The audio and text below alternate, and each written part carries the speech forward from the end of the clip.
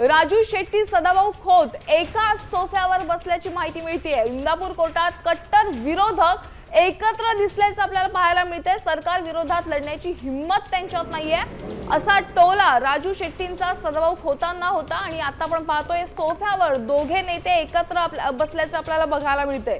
या क्षणाची सगळ्यात मोठी बातमी आपण पाहतोय, राजू शेट्टी आणि सदाभाऊ खोत एकाच सोफ्यावर एकत्र बसले आहेत। इंदापूर कोर्टात कट्टर विरोधक एकत्र दिसलेत।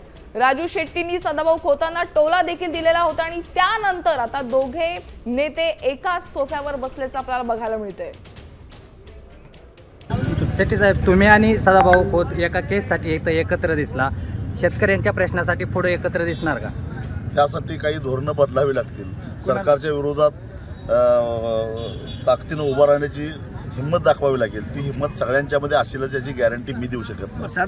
सोमनाथ सूर्यवंशी प्रकरण जे आहे त्या प्रकरणी उच्च न्यायालयानं जे मारहाण करणारे पोलीस होते त्यांच्यावर गुन्हे दाखल करा अशा आदेश दिले होते। सर्वोच्च न्यायालयामध्ये राज्य सरकारने त्याला आव्हान दिलं।